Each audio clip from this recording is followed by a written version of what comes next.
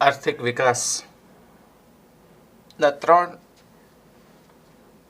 મુખ્ય નિર્દેશકો પૈકી એક નિર્દેશક એટલે ભેગા કરીને બે કહું છું, રાષ્ટ્રીય આવકનો વૃદ્ધિદર અને માથાદીઠ આવકનો વૃદ્ધિદર.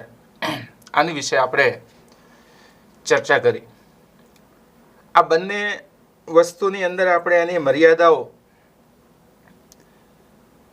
કેવા પ્રકારની છે એની પણ આપણે થોડી ઘણી માહિતી પ્રાપ્ત કરી છે. રાષ્ટ્રીય આવકની જે મર્યાદા છે એમાં અગાઉ આપણે એવું જોઈ ગયા હતા, કર ચોરી, કર ટાળો. આ સિવાય જો આપણે ચર્ચા કરીએ તો વ્યક્તિ એક કરતાં વધુ જગ્યાએથી કમાય છે. આ સિવાય આપણે જ્યારે સ્વ વપરાશની વસ્તુઓ છે એની વાત કરેલી. આવા ઘણા બધા પાસાઓ ત્યાં જોયેલા. સાથે સાથે આપણે એવું પણ ત્યાં જોઈ ગયા હતા કે રાષ્ટ્રીય આવક ગણવાની જુદી જુદી પદ્ધતિઓ છે. એમાંથી કયો દેશ કઈ પદ્ધતિનો ઉપયોગ કરે છે, ઉત્પાદન પદ્ધતિ, ખર્ચ પદ્ધતિ અને આવક પદ્ધતિના અનુસંધાને ત્યાં થોડીક ચર્ચા મર્યાદામાં કરેલી. માથાદીઠ આવક છે એક સરેરાશ છે, ભ્રામક ખ્યાલ છે, એની આપણે ચર્ચા કરેલી. તો આ બંને ખ્યાલો ખરેખર જો આર્થિક વિકાસની કક્ષા જાણવા માટે આપણે ઉપયોગમાં લઈએ તો અધૂરા છે. જેથી કરી ત્યાર પછીના જે મુખ્ય બે ખ્યાલોની આપણે ચર્ચા કરવાની છે એમાં જીવનની ભૌતિક ગુણવત્તા અને માનવ વિકાસ આંક, આની વિશે જે ચર્ચા કરવાની છે એમાં આપણે જોઈ શકો છો તમે કે જીવનની ભૌતિક ગુણવત્તામાં સુધારા બાબતે આપણે ચર્ચા અત્યારના લેક્ચરમાં કરવાની થાય છે. જીવનની ભૌતિક ગુણવત્તા અને એના જે ઘટકો છે એના આધારિત આખા ખ્યાલની અહીંયા રચના આપણને દર્શાવવામાં આવી છે. તો આંક જોતા પહેલા જીવનની ભૌતિક ગુણવત્તા એટલે શું, એમાં કઈ કઈ બાબતોનો સમાવેશ થાય છે, ત્યાર પછી આપણે એના ઘટકો વિશે થોડી ઘણી ચર્ચા કરવા જઈ રહ્યા છીએ. તો જોઈએ ખ્યાલની અંદર શું આપણને કહેવા માંગે છે. આર્થિક વિકાસનો હેતુ હંમેશા લોકોના જીવન ધોરણમાં સુધારો કરવાનો હોય છે. કોઈ પણ દેશ હોય વિશ્વની અંદર, તો આ બધા જ દેશની અંદર એક સારી પરિસ્થિતિનું નિર્માણ કરવું છે કે જેની અંદર માનવ શક્તિનો પૂરેપૂરો ઉપયોગ કરી શકાય અને માનવ શક્તિ આધારિત છે એ દેશનો આર્થિક વિકાસ શક્ય બને છે. તો એની માટે મુખ્ય વસ્તુ એવી કહે છે કે ભાઈ લોકોના જીવન ધોરણને ધ્યાનમાં લેવું પડે. અગાઉ આપણે જોઈ ગયા હતા કે ભાઈ નોર્વે છે એનું જીવન ધોરણ ઘણું બધું ઊંચું છે, એટલે આર્થિક વિકાસની કક્ષા એની ઘણી બધી વધારે જોવા મળે છે. તો એ જ પાસાને ધ્યાનમાં લઈએ કે ભાઈ દરેક દેશનું જીવન ધોરણ જે વિકસિત દેશો છે એની સરખામણીમાં આવે તો દરેક દેશના આર્થિક વિકાસની ગતિમાં ઝડપથી વધારો થઈ શકે. તેથી કોઈ પણ દેશમાં આર્થિક વિકાસ થયો છે, કેટલો થયો છે, કયા પ્રમાણમાં થયો છે, કયા દેશ કરતાં ઓછો વિકાસ છે અને કયા દેશ કરતાં વધુ વિકાસ છે, તે માપવા માટે જ્યારે આપણે ચર્ચા કરતા હોય ત્યારે માનવ જીવનની અંદર ભૌતિક ગુણવત્તાનો નિર્દેશ આ એક ખૂબ જ અગત્યનો મુદ્દો અહીં સ્વીકારવામાં આવ્યો છે. એટલે જેને આપણે જોઈ શકીએ છીએ એવી વસ્તુના સંદર્ભે ભૌતિક ગુણવત્તા એવા પાસાથી અહીં નિર્દેશ કરવામાં આવ્યો છે. તો આ જીવનની ભૌતિક ગુણવત્તા એટલે શું, કઈ કઈ બાબતો છે, કયા કયાના ઘટકો છે, એની વિશે અહીં આપણે ચર્ચા કરીએ. તો સૌથી પહેલાં આપણને જીવનની ભૌતિક ગુણવત્તા એટલે શું એની વિશે અહીં ચર્ચા જોવા મળે છે. માનવ જીવનની ભૌતિક ગુણવત્તા વિવિધ વસ્તુઓ એમાં આપણે સામાન્ય અર્થમાં વાત કરીએ આરામદાયક જરૂરિયાત છે, મોજ શોખની જરૂરિયાત છે, પ્રાથમિક જરૂરિયાત છે, એની અંદર વસ્તુ અને સેવા બધાનો સમાવેશ થઈ જાય છે. વપરાશના ધોરણ પર કયા લોકો કઈ પ્રકારની વસ્તુઓ ઉપયોગમાં લે છે. અમુક લોકો જેની આર્થિક પરિસ્થિતિ નબળી છે એ ખાલી આ પ્રાથમિક વસ્તુઓ જ ઉપયોગમાં લઈ શકતા હોય. એનાથી થોડીક સારી પરિસ્થિતિ હોય, મધ્યમ વર્ગના હોય તો આરામદાયક જરૂરિયાત પણ સાથે સાથે મેળવતા હોય છે. અને ધનિક હોય તો મોજશોખની વસ્તુઓનો પણ સાથે વપરાશ કરતા જોવા મળે છે. તો આ 3 લેવલમાંથી કયા લેવલ સુધી માણસ પહોંચ્યો છે? પ્રાથમિક જરૂરિયાત જ ખાલી મેળવી શકે છે, તેનું જીવન ધોરણ ઊંચું છે જ એવું કહી શકાય નહીં. આરામદાયક જરૂરિયાત મેળવે છે તેનું જીવન ધોરણ ઊંચું છે જ એવું કહી શકાય નહીં. કારણ કે આપણે હજી નજરે નથી જોયું. કારણ કે ભૌતિક વસ્તુઓને ધ્યાનમાં લેવાની છે. કઈ વસ્તુ કેવા પ્રકારે ક્યારે ઉપયોગમાં લે છે, કયા પ્રમાણમાં ઉપયોગમાં લે છે, એ વસ્તુની સાથે અહીંયા સરખામણી કરવાની વાત થાય છે. તો એની અંદર સમયના કોઈ એક ગાળા દરમિયાન, કારણ કે દરેક જગ્યાએ સમય જુદા જુદા છે, એના ધોરણો જુદા જુદા છે વપરાશના. કારણ કે દરેક જગ્યાએ, દરેક દેશમાં સંસ્કૃતિ સરખી નથી. સંસ્કૃતિમાં વિભાજન થતું જોવા મળે છે. ભારત પણ અનેક સંસ્કૃતિઓનો દેશ છે અને ભારતમાં પણ જુદા જુદા પ્રદેશો, જુદા જુદા રાજ્ય વચ્ચે જ્યારે આપણે સરખામણી કરતા હોય ત્યારે પણ સમય અને એનું વપરાશનું ધોરણ ધ્યાનમાં લેવું પડે. ક્યાં કેવા પ્રકારની કાર્યક્ષમતા છે, કેટલી કાર્યક્ષમતા છે, એને ધ્યાનમાં રાખીને આ બધી બાબતો દર્શાવવામાં આવે છે. એટલે વ્યક્તિ અથવા વ્યક્તિના સમૂહ દ્વારા જે વસ્તુઓ વપરાશમાં લેવામાં આવે છે એની વિશે અહીંયા બાબતો સાથે ચર્ચા કરવામાં આવી છે. કઈ કઈ બાબતો છે તો એની જ્યારે આપણે ચર્ચા કરીએ ત્યારે સૌથી પહેલાં કહે છે વપરાશમાં લેવાયેલ ખોરાક, બળતણ તથા અન્ય બિનટકાઉ વસ્તુ. ખોરાક તો આપણને ખબર જ છે. બળતણ, આની અંદર કોલસો, લાકડું, કેરોસીન, ગેસ, આ બધાનો બળતણમાં સમાવેશ થાય છે.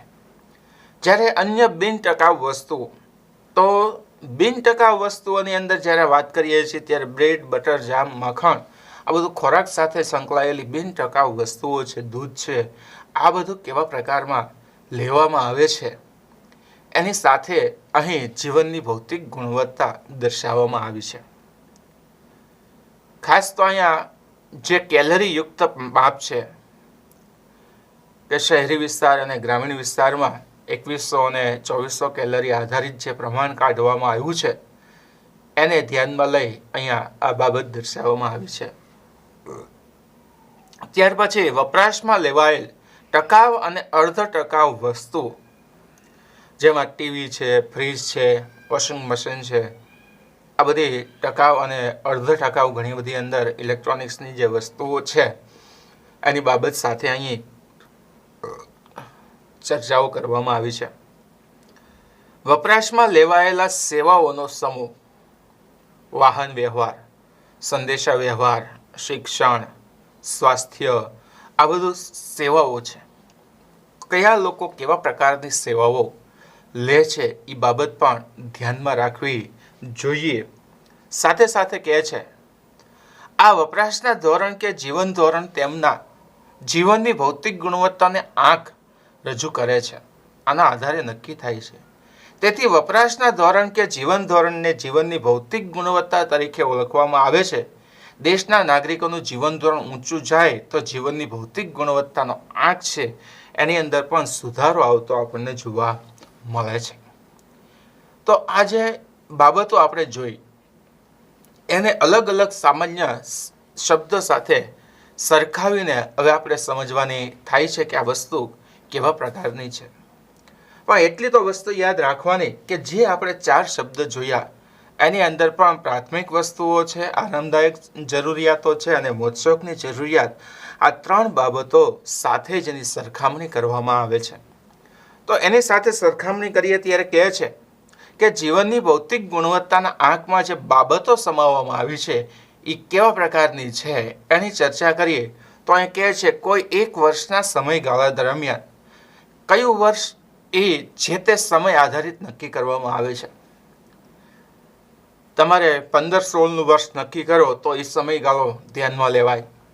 17-18નું વર્ષ તમે નક્કી કરો તો એ સમયગાળો ધ્યાનમાં લેવાય.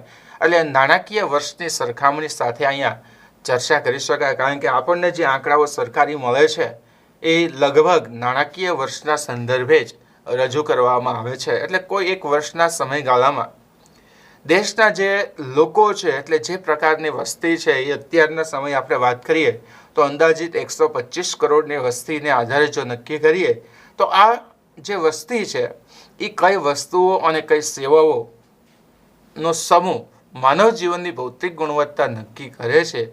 આ વસ્તુ અને સેવાઓના મુખ્યત્વે નીચેના ઘટકો છે. તો અત્યારના સમયે જે માનવી ઉપયોગમાં લે છે એવી વસ્તુઓની સાથે અહીં થોડીક નિર્દેશાત્મક બાબત આપણને રજૂ કરવામાં આવી છે. તો એ બાબત સાથે ચર્ચા કરીએ તો પહેલું જ કહે છે ખોરાક, એટલે કે કેલરી અને પ્રોટીન, ચરબીની અહીંયા વાત થાય છે. ખોરાક ખાય એટલે કેલરી પ્રાપ્ત થાય છે. અમુક ખાદ્ય પદાર્થ એવા છે કે જેમાંથી આપણને ચરબી પ્રાપ્ત થાય છે, અને પ્રોટીન મેળવવા માટે માંસાહારી વ્યક્તિને તો એમાંથી પ્રોટીન મળી રહેતું હોય છે, પણ જે શુદ્ધ શાકાહારી વ્યક્તિઓ છે દૂધ અને કઠોળમાંથી પ્રોટીન મેળવતા હોય છે. તો આ વસ્તુ અહીંયા દર્શાવે કે ભાઈ ખોરાકની અંદર જોઈએ તો કોનું જીવન ધોરણ ઊંચું, કારણ કે અમુક રાજ્યમાં તમે જાઓ તો એનો મુખ્ય ખોરાક ચોખા અને માંસ છે. અમુક રાજ્યમાં તમે જાઓ તો શુદ્ધ ગુજરાતી છે. અમુક જગ્યાએ તમે જાઓ તો પનીર, આ સિવાય તંદૂરી રોટી એનો ઉપયોગ થતો હોય છે. એટલે રાજ્ય આધારિત મુખ્ય ખોરાકો દર્શાવવામાં આવે છે. તો એની સાથે સરખામણી કરીએ તો ક્યાં કેવું જીવન ધોરણ છે કેમ નક્કી કરવું એ એક બાબત પણ છે, કારણ કે બધા જ ખોરાક છે એ સરખા નથી. બધા જ ખોરાકમાંથી કેલરી, પ્રોટીન, ચરબી સરખું મળતું નથી. એટલે રાજ્યવારીની ગણતરી કરી ત્યાર પછી એક સંયુક્ત આંક છે એ દેશનો કાઢવામાં આવતો હોય છે. આ સિવાય આપણે વાત કરીએ આરોગ્ય અને તબીબી સેવાઓ. વસ્તીના એકમ દીઠ ડોક્ટરનું પ્રમાણ, એટલે સામાન્ય અર્થમાં કહે છે કે ભારતની જો ચર્ચા કરીએ તો અંદાજિત આપણે એવું કહીએ કે ભારતમાં 5000ની વસ્તીએ કદાચ એક ડોક્ટર છે. જ્યારે અન્ય દેશોમાં જે વિકસિત દેશો છે ત્યાં ચર્ચા કરીએ તો કદાચ 100ની વસ્તીએ કદાચ એક ડોક્ટર હશે. તો હવે આ બંનેની સરખામણી કરીએ તો આરોગ્ય ક્યાં સારું હશે, જીવન ધોરણ ક્યાં ઊંચું હશે, એનો સામાન્ય અંદાજ તમે પ્રાપ્ત કરી શકો કે ભાઈ જ્યાં વ્યક્તિ દીઠ ડોક્ટરોની સંખ્યા વધારે છે ત્યાં લગભગ આરોગ્ય કેવું હોય છે, ઊંચું આપણને જોવા મળે છે. રહેઠાણ અને કપડાં, સાથે સાથે રહેઠાણમાં કહે છે ઓરડાની સંખ્યા અને ઓરડા દીઠ સરેરાશ વ્યક્તિ. અર્થશાસ્ત્રમાં તો આપણે 50 ચોરસ ફૂટે એક વ્યક્તિ રહેઠાણની સારી સ્થિતિ દર્શાવે છે, પણ ભારત દેશ વસ્તી વધારે છે એટલે એ શક્ય નથી. એટલે 50 વારની અંદર લગભગ 4 થી 5 વ્યક્તિઓ રહેતા હોય છે. તો કદાચ એનું જીવન ધોરણ ઊંચું ન હોય એવો પણ આપણે નિર્દેશ કરી શકીએ. આ સાથે સાથે શિક્ષણ અને મનોરંજન, કોણ કેવા પ્રકારનું શિક્ષણ લે છે, ક્યાંથી શિક્ષણ લે છે, કઈ રીતે શિક્ષણ લે છે, એમાં પ્રાથમિક છે, માધ્યમિક છે, ઉચ્ચતર માધ્યમિક છે. મનોરંજન માટે થિયેટરનો ઉપયોગ કરે છે, ટીવીનો ઉપયોગ કરે છે કે અન્ય કોઈ સાધનનો ઉપયોગ કરે છે, આ બધી બાબતો પણ અહીં ધ્યાનમાં લેવામાં આવે છે. પરિવહન માટેની જ્યારે વાત કરતા હોય ત્યારે વાહન વ્યવહારમાં બસ છે, ટ્રેન છે, કાર છે, સ્કૂટર છે, માહિતી પ્રસાર માટે ન્યૂઝપેપર છે, આ સિવાય રેડિયો છે, આ સિવાય પણ ઘણી બધી વસ્તુઓ જોવા મળે છે માહિતી સંચાર માટે. એમાંથી વ્યક્તિ કઈ કેવા પ્રકારની વસ્તુઓ ઉપયોગમાં લે છે. ઉર્જા શક્તિ, માથાદીઠ ઉર્જાનો વપરાશ, વ્યક્તિ કેટલો ઉર્જા સ્ત્રોતનો ઉપયોગ કરે છે. એટલે સામાન્ય અર્થમાં ઘર વપરાશમાં પણ હોઈ શકે, યંત્ર ટેકનોલોજી સાથે પણ ચર્ચા કરી શકાય, કારણ કે જીવનની ભૌતિક ગુણવત્તા એટલે આવકનું માધ્યમ પણ દર્શાવવામાં આવે છે. તો એ વ્યક્તિ કેવા પ્રકારની આવક મેળવવા માટે કયા સાધનનો ઉપયોગ કરે છે, એમાં કેટલી ઉર્જા વપરાય છે, એની પણ અહીંયા થોડીક ચર્ચાઓ કરવામાં આવી છે. દેશની વસ્તીને મળતું પીવાનું ચોખ્ખું પાણી લગભગ આપણા દેશની અંદર 84થી 85% જે વસ્તી છે એને ઘરે પાણી મળે છે, શુદ્ધ પાણી. બાકીની વસ્તીને મળતું નથી, જે હજી પણ નદી છે, સરોવર છે, કૂવા છે એનો ઉપયોગ કરતી જોવા મળે છે. તો એ વસ્તીના પ્રમાણને પણ અહીં દર્શાવવામાં આવ્યું છે. ઘરે પાણી આવે છે તો શુદ્ધ આવે છે, કેટલું શુદ્ધ આવે છે એની પણ અહીં થોડી ઘણી ચર્ચાઓ કરી શકાય. સરેરાશ આયુષ્ય એક સમય એવો હતો, આઝાદી પહેલાં 18 વર્ષનું આપણું આયુષ્ય હતું. સમય જતાં 65 વર્ષની આજુબાજુ આયુષ્ય પહોંચ્યું છે. તો એવું કહી શકાય જીવન ધોરણ થોડુંક ઊંચું આવ્યું. બાળ મૃત્યુદરનું પ્રમાણ હજી પણ આપણા દેશમાં બાળ મૃત્યુદર ડબલ ડિજિટમાં છે. બાળ મૃત્યુદર છે હજી ઓછો કરવાની જરૂરિયાત છે. ક્યારે ઓછો થાય તો એની માટે ઇતિહાસમાં તમે શીખીને આવ્યા છો. બાળ લગ્ન પ્રથા છે બંધ કરવી જોઈએ. વધુ પડતી પ્રસૂતિઓ જે છે એના પ્રમાણમાં ઘટાડો લાવવો જોઈએ. માતાને યોગ્ય સ્થાન એટલે કે સામાન્ય અર્થમાં એની શારીરિક શક્તિના વિકાસ માટે પૂરતું પોષણક્ષમ આહાર એ પણ બાબત અહીં દર્શાવે છે.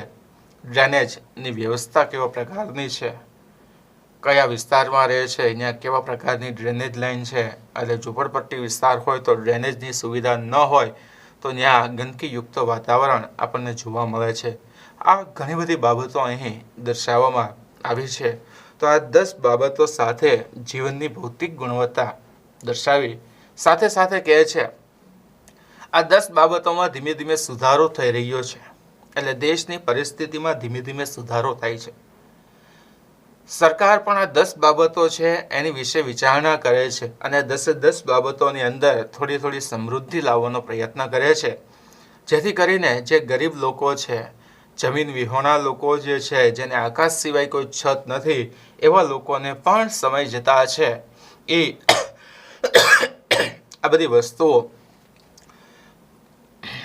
પ્રાપ્ત થઈ શકે, તો એ લોકોનું જીવન ધોરણ ઊંચું આવી શકે. તો દેશમાં માનવ જીવનની ભૌતિક ગુણવત્તામાં ધીમે ધીમે સુધારો થાય એવું કહી શકાય. જો સુધારો ન થયો હોય તો કયા ક્ષેત્રમાં સુધારાની જરૂરિયાત છે?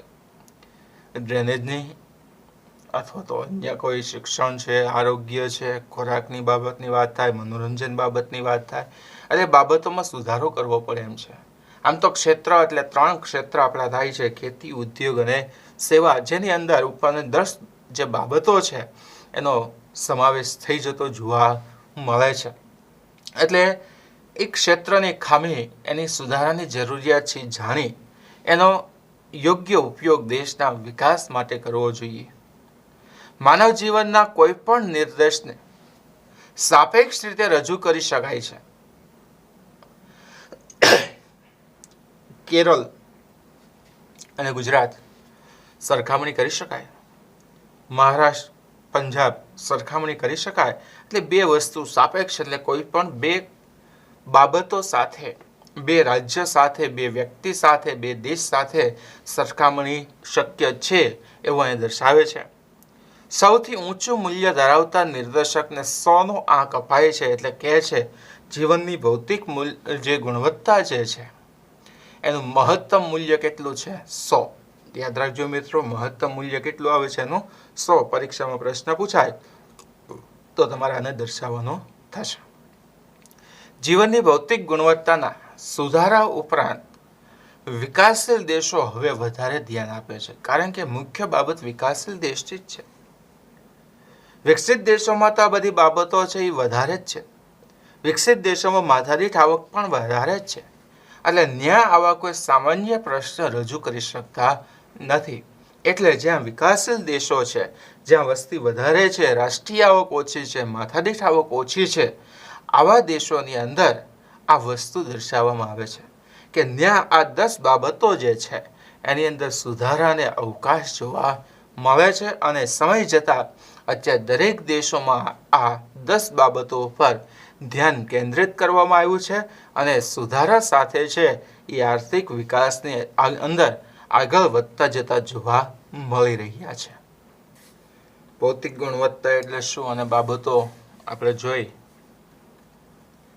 ત્યાર પછી હવે આપણે જીવનની ભૌતિક ગુણવત્તા જે છે એની અંદર કઈ કઈ બાબતોનો સમાવેશ થાય છે અને એના આંખની જે રચના છે એ કેવા પ્રકારે રચના થઈ એની વિશે આપણે ચર્ચા કરવા જઈ રહ્યા છીએ. તો સૌથી પહેલાં આપણે જીવનની જે ભૌતિક ગુણવત્તાનો આંક 3 માર્કમાં પૂછાય છે તમને પરીક્ષામાં, ત્યારે તમારે આ લખવાનું થશે. જો બાબતો પૂછાય તો 10 જે છે એ બાબતો લખવાની. જીવનની ભૌતિક ગુણવત્તાના આંકના ઘટકો પૂછાય તો આ 3 જે અહીંયા આવે છે એ તમારે લખવાના છે. ખાસ ધ્યાન રાખજો, ભૂલાય નહીં. બાબતો એટલે 10 થાય છે અને સમાવિષ્ટ થતી બાબતો કે તોય 10 લખવાની છે. સમાવિષ્ટ થતા ઘટકો કે તોય તમારે 10 લખવાના છે. પણ જીવનની ભૌતિક ગુણવત્તાના આંકના ઘટકો, જો અહીંયા આંક શબ્દ છે ને અમે સમાવિષ્ટ શબ્દ, અહીંયા થોડોક તફાવત છે. ખાસ ધ્યાન રાખજો. બાબતો કે બરાબર છે, અથવા તો સમાવિષ્ટ ઘટકો કે તો તમારે 10 લખવાના છે અને જીવનની ભૌતિક ગુણવત્તાનો આંક કે તો તમારે 3 બાબતો સમજાવવાની થાય છે. બાબતો 2 માર્કમાં પૂછાય છે અને ઘટકો છે 3 માર્કમાં પૂછાય છે. એટલે માર્ક આધારિત પણ તમે થોડીક જાણકારી રાખજો. તો આંક વિશે આપણે ચર્ચા કરીએ. રાષ્ટ્રીય આવક અને માથાદીઠ આવકનો ખ્યાલ અગાઉ આપણે જોઈ ગયા. જે આર્થિક વિકાસનો સાચો નિર્દેશક નથી એવું ઘણા બધા માને છે, કારણ કે એની મર્યાદાઓ ઘણી સ્વીકારવામાં આવી છે. એટલે આ બંને ખ્યાલ છે એ વાસ્તવિક રીતે વિકાસશીલ દેશોમાં ઉપયોગમાં લઈ શકાય એવું ચોક્કસપણે કહી શકતા નથી. તેથી અહીં ખ્યાલની સ્વીકૃતિ દર્શાવી નથી. એટલા માટે જ દેશની વસ્તી જે છે એ જ્યારે વધતી જાય છે, આવક અમુક લોકોના હાથમાં કેન્દ્રિત થાય છે.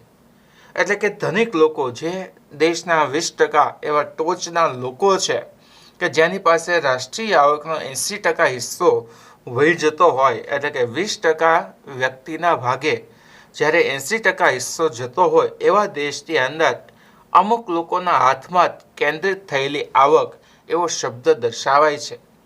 ત્યાં વિકાસ થયો નથી એવો એક શબ્દ દર્શાવાય, કારણ કે 80% લોકો એવા છે જેની આવક કેવી છે, ઓછી. એટલે એ સંદર્ભે અહીં થોડીક રજૂઆત થઈ છે. દેશનો વિકાસ એવો હોવો જોઈએ. કેવો હોવો જોઈએ? તો કે ભાઈ જ્યાં ગરીબ લોકોનું જીવન ધોરણ ઊંચું આવે. જે 20% લોકો છે એને ધ્યાનમાં નથી લેવાના. જે 80% લોકો જે છે ગરીબીની અવસ્થા નીચે જીવન જીવે છે, જેની રાષ્ટ્રીય આવકમાં હિસ્સેદારી પણ ઓછી 20% આજુબાજુ જોવા મળે છે, એવા 80% જે લોકો છે એમાંથી જે અત્યંત ગરીબ લોકો છે, જેને અમેરિકન ડોલરની સાથે સરખામણી કરીએ તો $1.90 કરતાં પણ જેની આવક ઓછી છે, એવા લોકોનું જીવન ધોરણ જો ઊંચું આવે તો સાચા અર્થમાં દેશનો વિકાસ કહી શકાય. નાગરિકોની પ્રાથમિક જરૂરિયાત રોટી, કપડાં અને મકાન, આ બાબતને ધ્યાનમાં રાખી ડેવિસ મોરિસ નામના, અંડરલાઈન કરજો મિત્રો, ડેવિસ મોરિસ નામના જે અર્થશાસ્ત્રી છે એ જીવનની ભૌતિક ગુણવત્તાના આંકની છે એ રૂપરેખા આખી તૈયાર કરી છે અને એની વિશે આપણે અહીંયા ચર્ચા કરવા જઈ રહ્યા છીએ. તો જોઈએ એની વિશે શું અહીંયા જોવા મળે છે, જેને ટૂંકમાં PQLI જીવનની ભૌતિક ગુણવત્તાનો આંક, ફૂલ ફોર્મ તમને અગાઉ પેજમાં જોવા મળે જ છે. આ આંકમાં માનવ જીવનના ભૌતિક ગુણવત્તામાં સુધારો આર્થિક વિકાસ ગણવામાં આવે છે. શારીરિક અને માનસિક વિકાસની સાથે સાથે વ્યક્તિ પ્રાથમિક જરૂરિયાત, આરામદાયક જરૂરિયાત, મોજશોખની જરૂરિયાત કેવી અને કેટલા પ્રકારે મેળવે છે, કઈ રીતે મેળવે છે, એની સાથે અહીં ચર્ચા કરવામાં આવી છે. જીવનની ભૌતિક ગુણવત્તાની કક્ષા આર્થિક વિકાસની કક્ષા દર્શાવે છે. જેટલા લોકોનું જીવન ધોરણ ઊંચું દેશમાં, એવું માનીએ કે આપણા દેશની અંદર 70% લોકો એવા છે કે જેનું જીવન ધોરણ ઘણું બધું ઊંચું છે. આર્થિક વિકાસની કક્ષામાં આ લોકો હાઈફાઈ જીવન ધોરણ જીવે છે, જે ભૌતિક સુખ પણ યથા યોગ્ય પ્રમાણમાં મેળવે છે તો આપણા દેશનો વિકાસ અંદાજે 70% આજુબાજુ થયો એવું પણ આપણે કહી શકાય. સાથે સાથે એવું કહે છે કે કયો દેશ એવો છે કે જ્યાં જીવનની ભૌતિક ગુણવત્તાના આંકની જે બાબતો છે એ સંપૂર્ણપણે પ્રસ્થાપિત થઈ છે, તો ત્યાં પણ જીવન ધોરણ ઘણું બધું ઊંચું. એટલે નોર્વેના સંદર્ભે જ આપણે થોડી ઘણી ચર્ચા કરી શકાય. કોઈ એક દેશ કે રાજ્યમાં બીજા દેશ કે રાજ્યની તુલનામાં માનવની જે ભૌતિક ગુણવત્તા ચડિયાતી હોય તો તેનો અર્થ એવો થાય છે કે તે દેશ કે રાજ્યમાં આર્થિક વિકાસની કક્ષા એટલે કે સપાટી ઊંચી છે. તો ભારતના 4 ધનિક રાજ્યો ગુજરાત છે, પંજાબ છે, મહારાષ્ટ્ર છે, હરિયાણા છે, તો અહીંયા જીવન ધોરણ ઊંચું હશે, કારણ કે આર્થિક વિકાસની કક્ષા એવું દર્શાવે છે કે આ 4 રાજ્યો એવા છે જ્યાં લોકોની આવક વધારે છે, રાષ્ટ્રીય આવકમાં એમનો હિસ્સો વધારે છે, જ્યાં ઉદ્યોગો છે, સેવા ક્ષેત્ર છે, ખેતી છે, જેની અંદર હરિયાળી ક્રાંતિ છે, પરિણામે ત્યાં રોજગારીના પ્રમાણમાં ઘણો બધો વધારો જોવા મળે છે. આ બાબત પણ ત્યાં દર્શાવી શકાય. તો એક વસ્તુ અહીંયા તમે જુઓ તો સરખામણી કરી કહી શકાય, કારણ કે આ 4 રાજ્યોના લોકોનું જીવન ધોરણ એટલું બધું ઊંચું હશે કે અન્ય રાજ્યોનું જીવન ધોરણ એની કરતાં નીચું પણ જોવા મળે છે. તો આ અર્થમાં અહીં આ વસ્તુ દર્શાવાય. તો આ 4 રાજ્ય છે એનું જીવન ધોરણ ઊંચું છે એવું કહી શકાય, અને એની બાકીના જે રાજ્યો છે ત્યાં જીવન ધોરણ નીચું હશે. એવું નથી, પણ અમુક જગ્યા એવી છે કે જ્યાં શિક્ષણ સૌથી વધારે હશે તો એનું જીવન ધોરણ ઊંચું હશે. કેવા પ્રકારે કઈ રીતે એ પણ આપણે આગળના ટોપિકની અંદર સમજશું ત્યારે તમને વધારે ખ્યાલ આવશે. જીવનની જે ભૌતિક ગુણવત્તા માપવા માટે 3 બાબતો ધોરણો દર્શાવ્યા છે. કઈ 3 બાબતો છે, કયા 3 ધોરણો છે, એની વિશે જ્યારે ચર્ચા કરીએ ત્યારે આપણને કહે છે શિક્ષણનું પ્રમાણ, અપેક્ષિત આયુષ્ય અને બાળ મૃત્યુ દર. આ 3 વસ્તુ અહીંયા દર્શાવી છે. આ 3 બાબતો સાથે જીવનની ભૌતિક ગુણવત્તાની બાબતો દર્શાવી છે. જો અહીં મિત્રો ફરી વખત જીવનની ભૌતિક ગુણવત્તાના આંકમાં સમાવિષ્ટ થતી, જો અહીં આંક શબ્દ છે, આ ધ્યાન રાખવાનું છે. સામે જીવનની ભૌતિક ગુણવત્તામાં સમાવિષ્ટ થતી, ખાલી એટલો જ શબ્દ હતો, આંક શબ્દ ત્યાં નહોતો. બરાબર, ત્યાં ઘટકો કયો બાબતો કયો એમાં કોઈ ફેરફાર થતો નથી, પણ આંક શબ્દ ધ્યાનમાં રાખવાનો છે. આંક એટલે 3 અને ખાલી બાબતો એટલે 10. બરાબર છે. તો આની અંદર પહેલા કીધું છે શિક્ષણ, એની આપણે ચર્ચા કરીએ. દેશમાં સાક્ષરતાનું પ્રમાણ શિક્ષણની સ્થિતિ દર્શાવે છે. હવે સાક્ષરતાનું પ્રમાણ, સાક્ષરતા એટલે શું? તો સામાન્ય અર્થમાં આપણા દેશમાં શિક્ષિત લોકો કોને કહેવાય છે, સાક્ષર વ્યક્તિ કોને કહેવાય, એ ધ્યાનમાં લેવું પડે. તો એવું કહે છે ઓછામાં ઓછી એક ભાષા લખતા અને વાંચતા આવડતું હોય તો આપણે એને સાક્ષર સાથે સરખાવીએ છીએ. પણ વ્યાખ્યા પ્રમાણે જોઈએ તો 7 વર્ષ કે તેથી વધુ વયની વ્યક્તિ આ પણ આપણા દેશમાં વ્યાખ્યામાં સમાવેશ થાય છે. તો આ વસ્તી કેટલી છે, બરાબર છે, કેવા પ્રકારની વસ્તી છે એની સાથે સરખામણી કરવામાં આવે છે. એટલે દેશમાં શિક્ષણ મેળવતી વસ્તીની ટકાવારીના આધારે શિક્ષણનું પ્રમાણ જાણી તો આપણને ખ્યાલ આવે કયા દેશની અંદર કેવા પ્રકારનું જીવન ધોરણ છે. તો મિત્રો એવું થાય કે ભાઈ શિક્ષણ સાથે, તો ભાઈ શિક્ષણથી વ્યક્તિના વિચારોમાં આધુનિકતા આવે છે, રહેણી કહેણી બદલાય છે, જનજીવન છે એ બદલાય છે, વિચારોમાં પરિવર્તન આવે છે, જેથી વ્યક્તિ છે એ ઊંચું જીવન ધોરણ જીવવા માટે છે એ આકર્ષાતો હોય એવું જોવા મળે છે શિક્ષણના કારણે. કારણ કે શિક્ષણ લેવા માટે વ્યક્તિ છે એ દેશ વિદેશમાં જતો હોય, ત્યાંની જીવનશૈલી, ત્યાંનું જીવન ધોરણ, ત્યાંની રહેણી કહેણી, રસમો, આ બધાથી વ્યક્તિ પરિચિત થાય છે અને આ જ બધી વસ્તુ પોતાના જીવનમાં પણ ધીમે ધીમે ઉતારતો જાય છે. એટલે શિક્ષણને આધારે અહીંયા એવું કહી શકાય કે વ્યક્તિની અંદર એનું જીવન ધોરણ છે એની અંદર ઘણા બધા પરિવર્તન આવતા જોવા મળી રહ્યા છે. બીજું કહે છે અપેક્ષિત આયુષ્ય. વ્યાખ્યા આપી છે બાળકના જન્મ સમયે તે કેટલા વર્ષનું આયુષ્ય ભોગવે છે તેવી અપેક્ષા અને અપેક્ષિત આયુષ્ય કહેવાય છે. હવે વિચાર કરો, બાળકના જન્મ સમયે તે કેટલા વર્ષનું આયુષ્ય ભોગવી શકે. કોઈ બાળકનો જન્મ થયો અને દંપતીને એમ કહે ડૉક્ટર કે આ બાળક 5 વર્ષ જીવશે, આ બાળક છે 15 વર્ષ જીવશે, તો કેવું લાગે? પાછો મનમાં તમને વિચાર પણ એવો આવે કે ભાઈ નક્કી કેમ કરવું?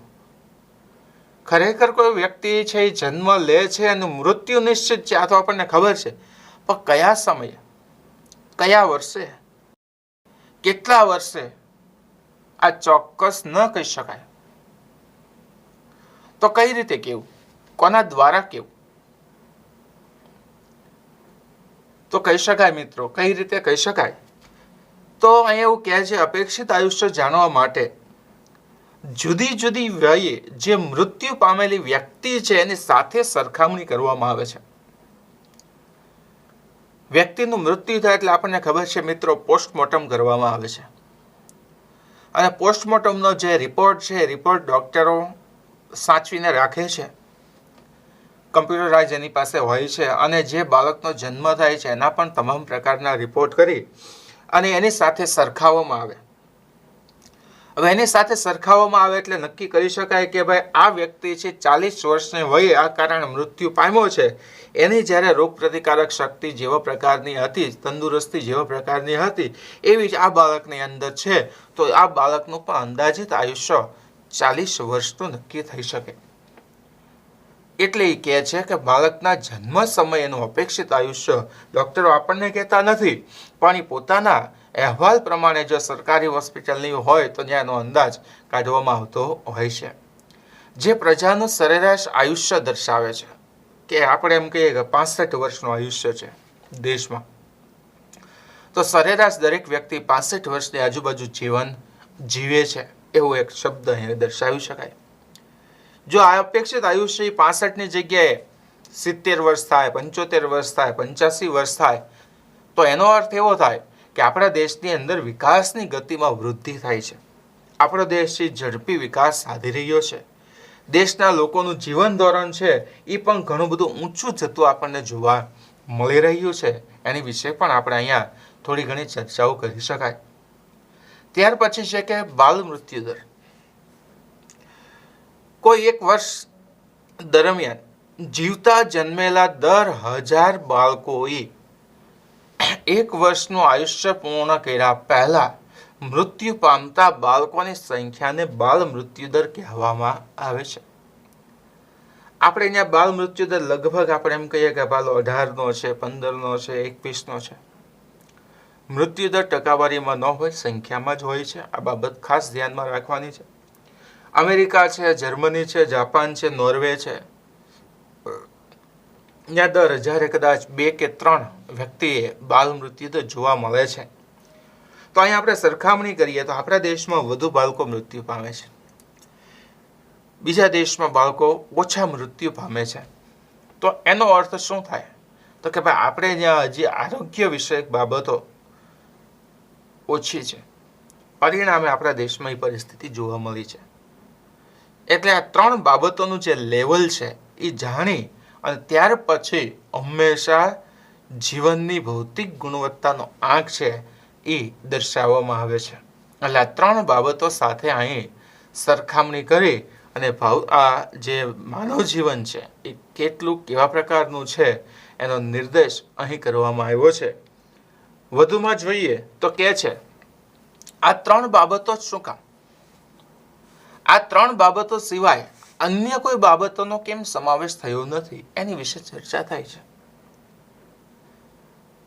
તો કઈ રીતે? તો કહે છે આ 3 બાબતો અંગેના વિશ્વાસપાત્ર આંકડાઓ દરેક દેશમાં મેળવી શકાય છે.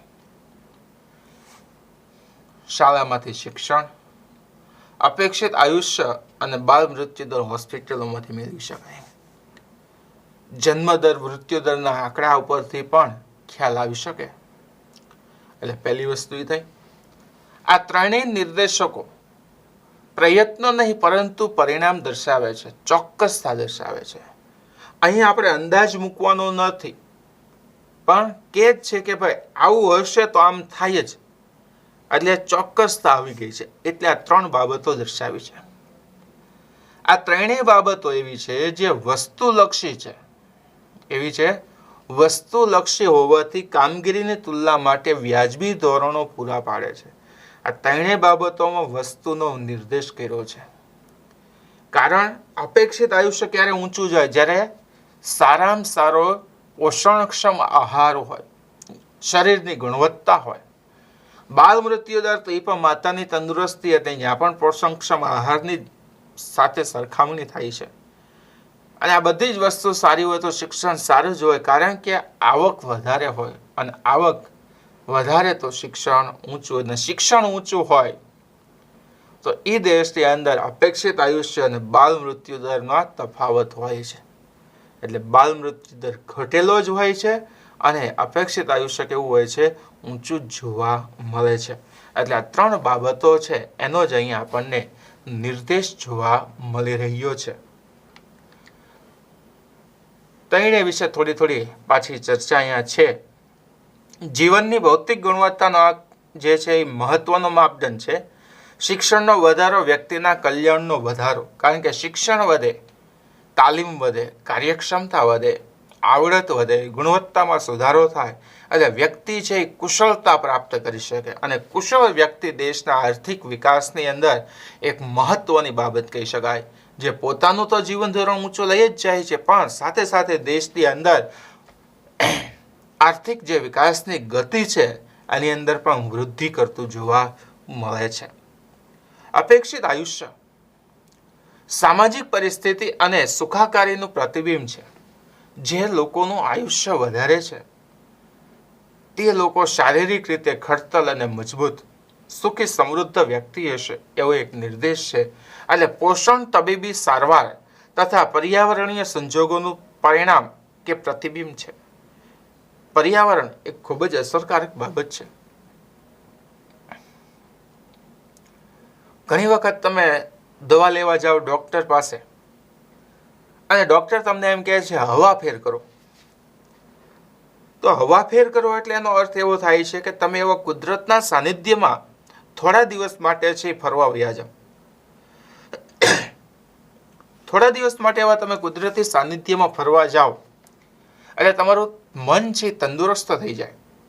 અને જ્યારે મન તંદુરસ્ત થાય છે એટલે બીમારી હોતી નથી. આ એક શબ્દને દર્શાવે છે. એટલે અપેક્ષિત આયુષ્ય સાથે એવું કહેવું છે કે ભાઈ આ બધી બાબતો ત્યાં જોવા મળે છે કે જે રાજ્યની અંદર, જે દેશની અંદર આટલી વસ્તુઓ હશે ને અપેક્ષિત આયુષ્ય કેવું હોય છે? હંમેશા ઊંચું જોવા મળે છે. બાળ મૃત્યુ દર એની સાથે જ સરખામણી થાય છે, સુખાકારી સાથે જ. પણ બાળ મૃત્યુ દરની જ્યારે વાત કરતા હોય ત્યારે બાળ મૃત્યુ દર પીવાના સ્વચ્છ પાણી, મૃત્યુદરની વાત થાય એટલે પીવાનું ચોખ્ખું પાણી ખાસ યાદ રાખવાનું. કારણ કે પાણી એ પણ રોગ વધારનારું એક પરિબળ છે. શુદ્ધ પાણી ન હોય, અશુદ્ધ પાણી હોય તો કદાચ બીમારીનું પ્રમાણ વધે. ઘરનું પર્યાવરણ, ઘરમાં કઈ રીતે રહ્યો છો તમે? એક દંપતી એવા છે કે જે બધી જ બાબતોમાં શાંતિથી ચર્ચા કરતા હોય, વિચારણા કરતા હોય અને યોગ્ય નિર્ણય લેતા હોય. જો શબ્દ મૂક્યો શાંતિથી તો એ ભાવાવરણ સારું કહેવાય. કોઈ દંપતીને એવું હોય, કોઈ ઘરની અંદર એવું હોય કે કોઈ નિર્ણય લેવાનો હોય એટલે બંને વચ્ચે ઝઘડો થાય. આ એક બાબત પણ ધ્યાનમાં રાખવા જેવી છે.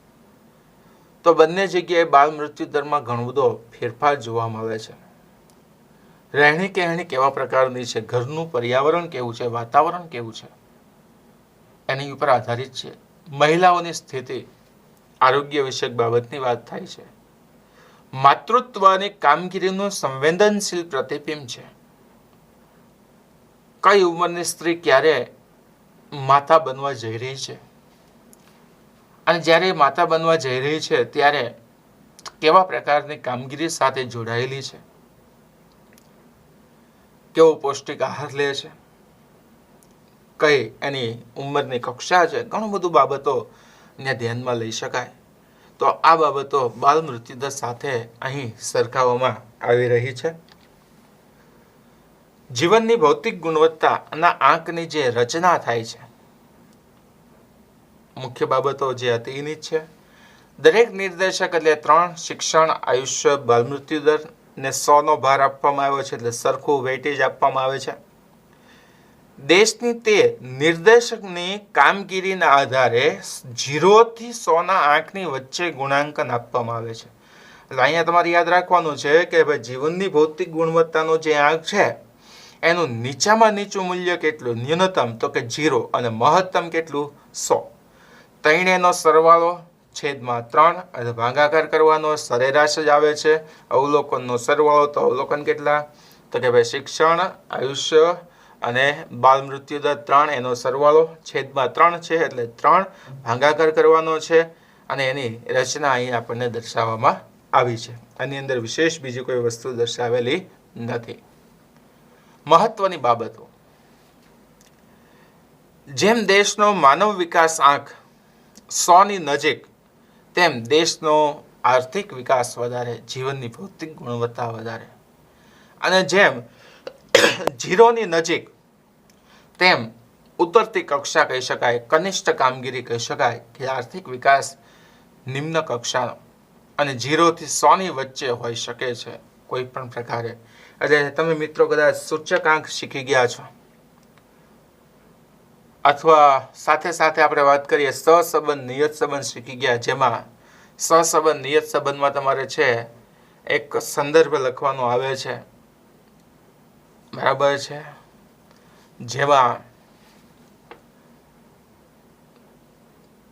1ની નજીક, 0ની નજીક, -1ની નજીક, બરાબર છે, ઋણ સહસંબંધ, ધન સહસંબંધ, આવું તમે લખો છો, બરાબર છે.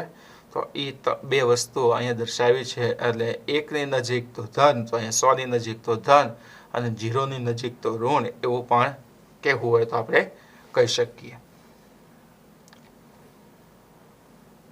જીવનની ભૌતિક ગુણવત્તાના આંકની એક જ દેશના 2 રાજ્યો કે 2 જુદા જુદા દેશોની તુલના થઈ શકે. જે અગાઉ કેરળ, ગુજરાત, પંજાબ, મહારાષ્ટ્ર અને આપણે સરખામણી કરી. જેમ જીવનની ભૌતિક ગુણવત્તાના આંક વધારે હોય તેમ દેશનો આર્થિક વિકાસ વધારે, અને જેમ નીચો હોય એમ આર્થિક વિકાસ કેવો કહેવાય, નીચો. એ પણ શબ્દ અહીંયા દર્શાવી શકાય. સકારાત્મક બાબતો, સારી બાબતો, જીવનની ભૌતિક ગુણવત્તાને આંકમાં માનવ જીવનના ધોરણને સ્પર્શતા શિક્ષણ અને આરોગ્ય જેવી બાબતોનો સમાવેશ કર્યો. સારામાં સારું, કારણ કે શિક્ષણ અને આરોગ્ય બંને એક સિક્કાની 2 બાજુ કહેવાય. અને જે દેશમાં માનવ વિકાસ માટે આ 2 બાબતો, જીવનની ભૌતિક ગુણવત્તા માટે આ 2 બાબતો ઉપયોગમાં કરી હોય, એ દેશની અંદર હંમેશા વિકાસની કક્ષા છે ઝડપથી વધતી જતી જોવા મળે છે.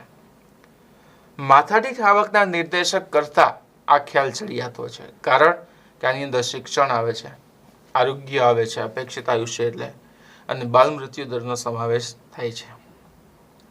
આર્થિક વિકાસના નિર્દેશક તરીકે જીવનની ભૌતિક ગુણવત્તાનો આંક રાષ્ટ્રીય આવક અને માથાદીઠ આવક કરતા ઓછી મર્યાદા છે. મર્યાદા તો છે જ, ઓલામાં વધુ છે, અહીંયા કેવી છે, ઓછી. એટલે આ આંકને શું કહે છે, ચડિયાતા આંક તરીકે દર્શાવવામાં આવે છે.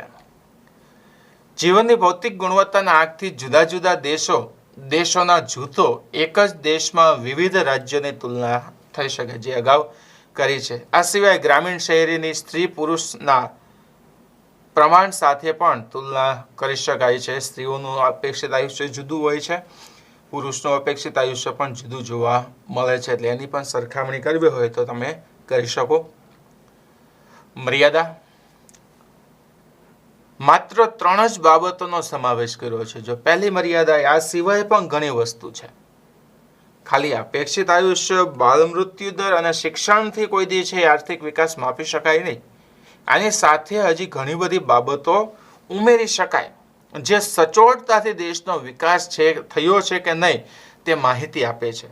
એટલે સાચો આંક મેળવવા માટે આ 3 બાબતો સિવાયની ઘણી બધી બાબતો એવી છે જે જીવન સાથે સરખાવી શકાય, જે માનવ વિકાસ આંકમાં હમણાં આપણે જોવાની છે. ત્યાં તમને ખ્યાલ આવશે કે બીજી કઈ બાબતોનો સમાવેશ કરી શકાય. માત્ર સરેરાશ દર્શાવે છે. કારણ તો કે ભાઈ 3 અવલોકન, તો અવલોકનનો સરવાળો છેદમાં 3 બરાબર 3 એનું સરખું મહત્વ આપ્યું છે એટલે સરેરાશ દર્શાવે છે, માથાદીઠ આવકના સમીકરણની જેમ. એટલે 3 બાબતોને સરખું મહત્વ કોઈ દિવસ આપી શકાય નહીં. 3ની અગ્રિમતા એની જુદી જુદી જોવા મળે છે.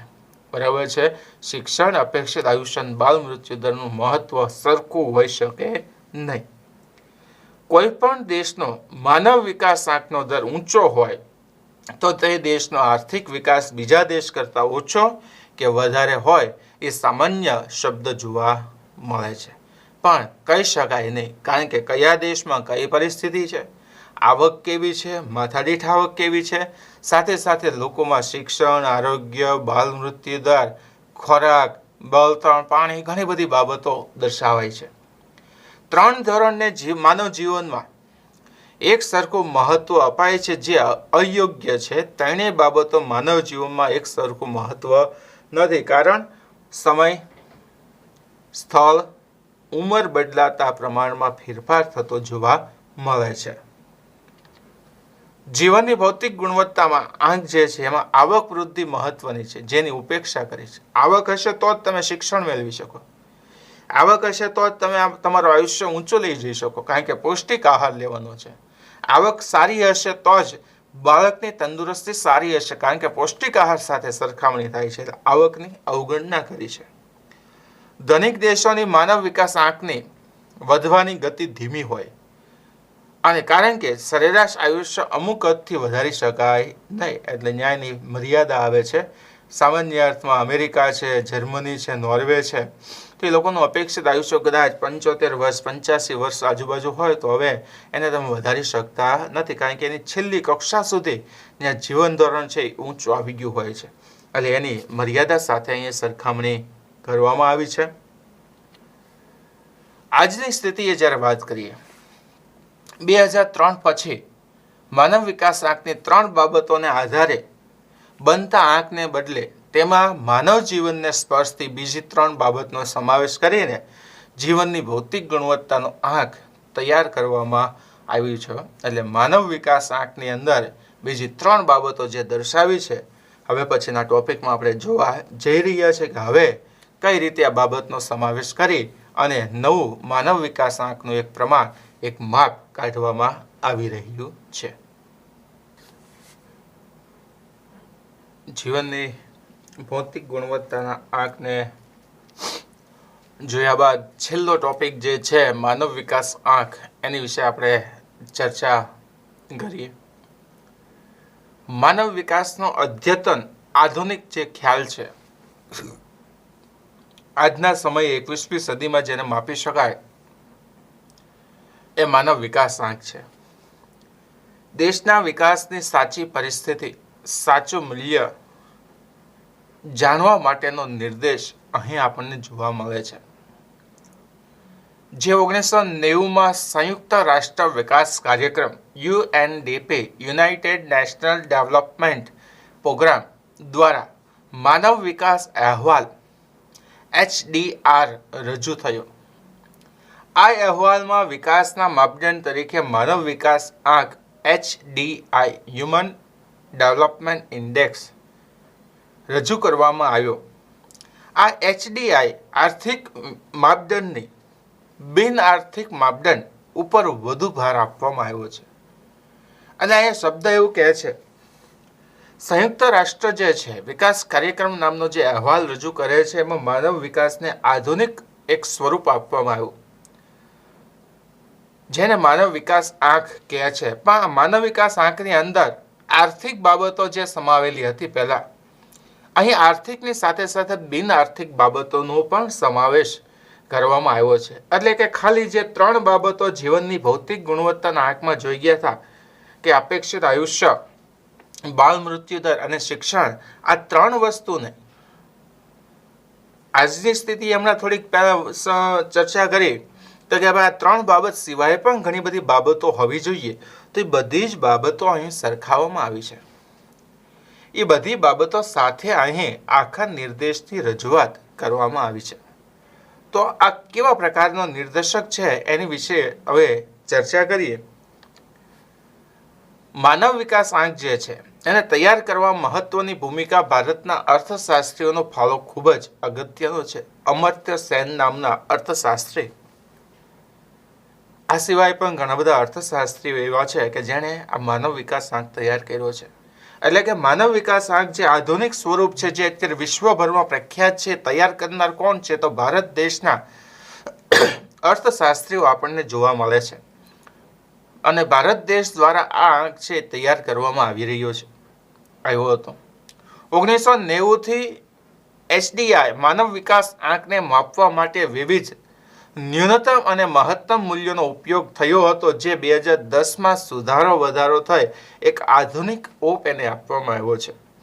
એટલે 1990માં સંયુક્ત રાષ્ટ્ર સંઘની અંદર ભારતના અર્થશાસ્ત્રીઓ દ્વારા પ્રસ્તાવ મૂકવામાં આવ્યો, મંજૂર થયો અને સમય જતાં ધીમે ધીમે એને એક આધુનિક સ્વરૂપે રજૂ કરવામાં આવ્યો. ક્યારે? 2010ની અંદર આ ખ્યાલ છે વિશેષ કોઈ અસ્તિત્વ સાથે, એક નવા રૂપરંગ સાથે કહે છે કે નવી જે ક્ષિતિજો છે, ક્ષિતિજો પણ અહીં દર્શાવવામાં આવી છે.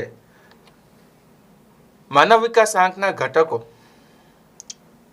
માનવ વિકાસ આંક તૈયાર કરવામાં સુગમ બને એ માટે 3 બાબતો સરળ બને.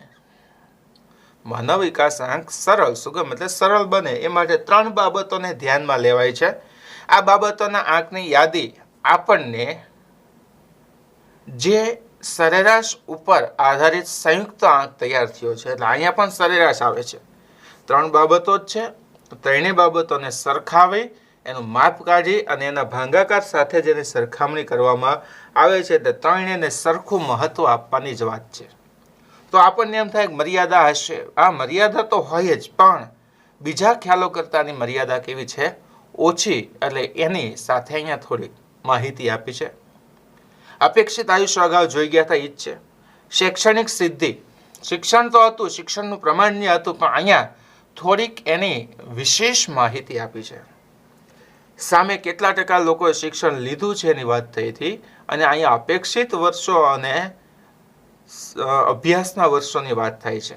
જીવનની ભૌતિક ગુણવત્તા જે હતી એના આધારે જીવન ધોરણ દર્શાવતા આવકનો આંક આર્થિક સિદ્ધિઓ દર્શાવે છે. એટલે અહીંયા આવક ધ્યાનમાં લીધી છે. જીવનની ભૌતિક ગુણવત્તામાં આપણે જોઈ ગયા હતા કે ભાઈ શિક્ષણ આવ્યું, બાળ મૃત્યુ દર આવ્યું, અપેક્ષિત આયુષ્ય આવ્યું, પણ આંક જે છે આવકને એની અવગણના કરી હતી. તો આ જે આવક છે એના આંકને પણ ધ્યાનમાં લેવામાં આવ્યો છે. તો એ 10 બાબતો આવી જાય. હંમેશા યાદ રાખજો, આવક સાથે સરખામણી થાય છે જીવનના ભૌતિક ગુણવત્તાની. તો જીવન ધોરણ જે દર્શાવવું છે તમે 10 બાબતો જે હતી, 10 બાબતો અહીંયા સંયુક્ત રીતે સ્થાન પામી જાય છે. એટલે એની અહીંયા ચર્ચા કરવામાં આવી છે. જો અહીંયા આપણને વિગત દર્શાવી છે, બરાબર છે, માનવ વિકાસ આંકના સંદર્ભે, અને કહે છે અપેક્ષિત આયુષ્યની પહેલા વાત કરી છે. જન્મ સમયે વસ્તીનું અપેક્ષિત આયુષ્ય કેટલું છે? 50 વર્ષ છે કે 50 વર્ષથી વધુ છે? બરાબર, 50 વર્ષ છે કે 50 વર્ષથી વધુ છે, એને 2 ભાગમાં વિભાજન કર્યું છે. જો 50 વર્ષથી અપેક્ષિત આયુષ્યનું પ્રમાણ નીચું, તો દેશમાં તંદુરસ્તી નીચી, એ ચોક્કસ વસ્તુ કહી દીધી. અને જો એના કરતાં આયુષ્ય ઊંચું હોય તો એ દેશની તંદુરસ્તી કેવી હશે? સારી સ્થિતિએ જોવા મળે છે. એટલે એનો એક આંક અહીંયા આપી દીધો છે, મધ્યસ્થી બિંદુ આપી દીધું છે 50. બરાબર છે. ઓલામાં આપણે એવું જોઈ ગયા હતા 100ની નજીક ને 0ની નજીક, એ વસ્તુ અહીંયા દૂર કરી દીધી. ચોક્કસ કહી દીધું કે ભાઈ કોઈ એક્સ દેશ એવો છે કે જેનું અપેક્ષિત આયુષ્ય 47 વર્ષનું છે, તો ત્યાં તંદુરસ્તી કેવી છે? ઓછી. એટલે કે તંદુરસ્તીથી વંચિત છે. અને કોઈ દેશનું અપેક્ષિત આયુષ્ય 60 વર્ષનું છે, તો ત્યાં તંદુરસ્તી કેવી છે? સારી. બસ એટલી વસ્તુ અહીંયા દર્શાવવામાં આવે છે. જ્ઞાન, શિક્ષણ, ઓલામાં સાક્ષરતાને ખાલી ધ્યાનમાં લીધું હતું. અહીંયા સાક્ષરતામાં થોડીક વિશેષ બાબતો આપી છે અને કહે છે જ્ઞાનનું પ્રમાણ જાણવા પુખ્ત શિક્ષણની સ્થિતિની ટકાવારી પુખ્ત હોય 18 વર્ષ 15 વર્ષ બરાબર છે એની ટકાવારી ધ્યાનમાં લેવાની છે. તે જાણવા માટે 15 વર્ષ અને તેનાથી વધુ ઉંમરની વ્યક્તિઓના અક્ષર જ્ઞાનને ધ્યાનમાં લેવા. 15 વર્ષ એટલે 10મું ધોરણ થાય. 10મા ધોરણ પછીના લોકો બરાબર છે આપણા ભારત દેશની સાથે સરખામણી કરીએ છીએ એટલે 10મું ધોરણ પછી કેટલા લોકો ભણે છે 11મામાં 12મામાં કોલેજમાં એ લોકો કયું જ્ઞાન મેળવે છે કઈ રીતનું જ્ઞાન મેળવે છે એની બાબત સાથે થોડીક સરખામણી કરવામાં આવી છે. એટલે 15 વર્ષથી વધુ એ શબ્દ સાથે અહીંયા થોડીક માહિતી દર્શાવવામાં આવી છે. બીજું એવું કહે છે જેમાં 2 બાબતો સમાવવામાં આવી છે સ્કૂલિંગના સરેરાશ વર્ષો અને સ્કૂલિંગના અપેક્ષિત વર્ષો. તો અહીંયા આપણા દેશમાં અપેક્ષિત 12 વર્ષ નક્કી કર્યા છે. 12 વર્ષનું અપેક્ષિત અભ્યાસ હોવો જોઈએ ભારતમાં. તો 12 વર્ષમાંથી આપણે 6 વર્ષ કાઢી નાખો બાલ મંદિર ને એ બધું કાઢી નાખીએ આપણે પહેલા ધોરણમાં જ્યારથી બાળકને બેહાડીએ છીએ તો સરેરાશ કેટલા વર્ષ થયા 6. અપેક્ષિત વર્ષ કેટલા 12 એમાંથી બાલ મંદિર ને બધું કાઢી નાખો એટલે સરેરાશ કેટલા વધે છે 6 વર્ષ આજુબાજુ જોવા મળે છે. તો એ બાબત અહીંયા સરખાવવામાં આવી છે બરાબર છે. એટલે શાળામાં કેટલા સમય સુધી જાય છે સરકારે કેટલી અપેક્ષિતતા નક્કી કરી છે એ બાબત સાથે અહીંયા આંક દર્શાવવામાં આવેલો છે. સારું જીવન ધોરણ. સારું જીવન ધોરણ ક્યારે જીવી શકાય? સારું જીવન ધોરણ એટલે શું? તો એની સાથે જ્યારે ચર્ચા કરો તો જીવનની ભૌતિક ગુણવત્તાની જે 10 બાબતો હતી 10 બાબતો અહીં આપી દીધી છો. જીવન ધોરણ એટલે મળતી માહિતી મુજબ અથવા સમાવિષ્ટ બાબતો મુજબ પીવાનું શુદ્ધ પાણી જો પહેલો શબ્દ ન્યા હતો. આરોગ્યની સેવા ન્યા હતું. સેનેટાઇઝેશનની સેવા એટલે કે મહાનગરપાલિકા દ્વારા જે કંઈ સેવાઓ આપવામાં આવે છે તે. બાળ મૃત્યુ દર હવે એમાં એક શબ્દ ઉમેરો છે ઓછા વજનવાળા બાળકોની ટકાવારી એટલે બાળકના જન્મ સમયે અપેક્ષિત 2.5 કિલો વજન નક્કી થયું છે.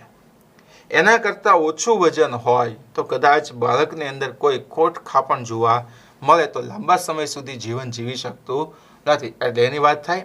માથાદીઠ દૈનિક કેલરી બરાબર છે 2100 અને 2300 કેલરીની વાત કરી શકાય.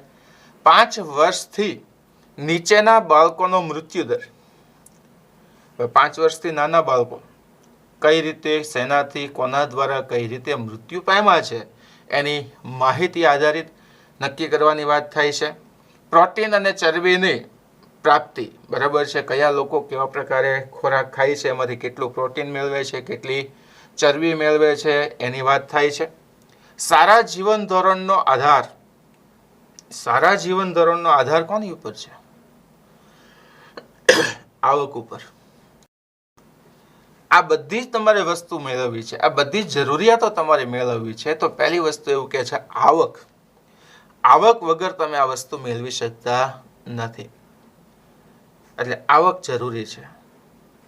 આવકનો સૂચકાંક માથાદીઠ રાષ્ટ્રીય આવક કાચી જે રાષ્ટ્રીય આવક જીડીપી ગ્રોસ ડોમેસ્ટિક પ્રોડક્ટ સાથે પીપીપી સમ ખરીદ શક્તિ સાથે સરખાવવામાં આવે છે. એટલે કોઈ પણ દેશ હોય બધા જ દેશની ખરીદ શક્તિ કેવી હોવી જોઈએ એક સરખી એની સાથે અહીં નિર્દેશ કરવામાં આવી રહ્યો છે. તો આખું કોષ્ટક છે અને કોષ્ટક આધારિત આપણને આંકડાકીય માહિતી પણ આપે છે એની ઉપર પણ આપણે એક નજર નાખશું. એ પહેલાં આપણે જોઈએ તો શું કહે છે કે ભાઈ મુખ્ય બાબતો 3 ધોરણને આધારે ગણાતા 3 ધોરણ કયા તો કે હમણાં જોઈ ગયા તે. માનવ વિકાસાંકનું મૂલ્ય 1 છે એટલે મહત્તમ મૂલ્ય 1 ને ન્યૂનતમ મૂલ્ય કેટલું 0 એટલે 0 થી 1 ની વચ્ચે. 1 ની નજીક હોય તો માનવ વિકાસાંક વધુ, 1 થી ઓછો હોય 0 થી નજીક હોય તો માનવ વિકાસાંક નીચો. વર્ષ 2014માં દુનિયાના 188 દેશો, જો અહીંયા અર્થશાસ્ત્રમાં કેટલા દેશોની ગણતરી થાય છે? 188 દેશોની ગણતરી થાય છે. 188 દેશોમાં એસડીએ 0.944 સૌથી વધુ આંક છે, જે નોર્વેનો છે, અને પ્રથમ નંબરે છે. જ્યારે ભારત 0.609ના આંક સાથે કેટલા નંબરે છે? 130મા ક્રમે જોવા મળે છે. આંક તમારે ધ્યાનમાં રાખવાના છે. આ સિવાય બીજા ઘણા બધા દેશનો પણ આંક આપ્યા છે, એની પણ આપણે થોડી માહિતી જોઈએ. તો એક અનુસૂચિ આપી છે, એની માનવ વિકાસ આંકની પરિસ્થિતિ શું છે એની પણ અહીંયા ચર્ચા કરવામાં આવી છે. જો નોર્વે 0.944, અમેરિકા 0.915, ચીન 0.727, ભારત 0.609, પાકિસ્તાન 0.538, નાઇજર આફ્રિકા ખંડની વાત થઈ છે 0.348. નીચા છેલ્લા ક્રમે જોવા 188મા ક્રમે જોવા મળે છે. નોર્વે પહેલા ક્રમે, અમેરિકા 8મા ક્રમે, ચીન 90મા ક્રમે, ભારત 130, પાકિસ્તાન 147 ને નાઇજર છેલ્લો દેશ છે 188. માથાદીઠ આવક જોઈએ તો નોર્વે 64,992, અમેરિકા 52,947, ચીન 12,547, ભારત 5,497, પાકિસ્તાન 4,866, નાઇજર 9,08. હવે જન્મ સમય અપેક્ષિત આયુષ્ય નોર્વેમાં 81.6 વર્ષનું, અમેરિકામાં 79.1, ચીન 75.8, ભારત 68, પાકિસ્તાન 66.2, નાઇજર 61.4. નોર્વે અપેક્ષિત આયુષ્ય અભ્યાસના અપેક્ષિત આયુષ્ય જોઈએ તો કે 17.5, 16.5, અમેરિકા, ચીન 13.1, ભારત 11.7, પાકિસ્તાન 7.8 અને નાઇજર 5.4. હવે જો મેં તમને કીધું હતું ભારતમાં અપેક્ષિત વર્ષો શિક્ષણના 12 વર્ષની આજુબાજુ, એટલે અહીંયા આપ્યા છે 11.7. અભ્યાસના સરેરાશ જે વાસ્તવિક વર્ષો છે એની વાત થાય 12.6 નોર્વે, અમેરિકા 12.9, ચીન 7.5, ભારત 5.4 એટલે 6ની આજુબાજુ, એટલે પહેલા ધોરણથી આપણે વાત કરી શકાય. પાકિસ્તાન 4.7, નાઇજર 1.5. તો કોષ્ટક છે આર્થિક સર્વેનો, અહીંયા તમે જોઈ શકો આવક આધારિત લોકોનું જીવન ધોરણ અપેક્ષા કેવી હોઈ શકે એની અહીંયા થોડી ઘણી ઝાંખી આપણને જોવા મળી છે. તો કોષ્ટક તમારે યાદ રાખવાનું છે, બરાબર છે. 2015માં માનવ વિકાસના અહેવાલમાં વિશ્વના 188 દેશોને આવરી લેવામાં આવ્યા, જે માનવ વિકાસની દ્રષ્ટિએ વિશ્વના દેશોને 4 વિભાગમાં વહેંચ્યા છે.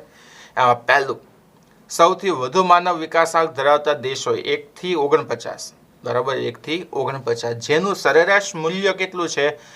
0.890 છે, બરાબર. સરેરાશ મૂલ્ય કેટલું છે? 0.890, એની કરતાં બધા ઉપરના. વધુ માનવ વિકાસાંક સૌથી વધુ હવે 50 થી 105, એને તો કે 0.735, તો આપણું તેની કરતાં હજી નીચું છે, એટલે વધુ માનવ વિકાસાંકમાં આપણે આવતા નથી.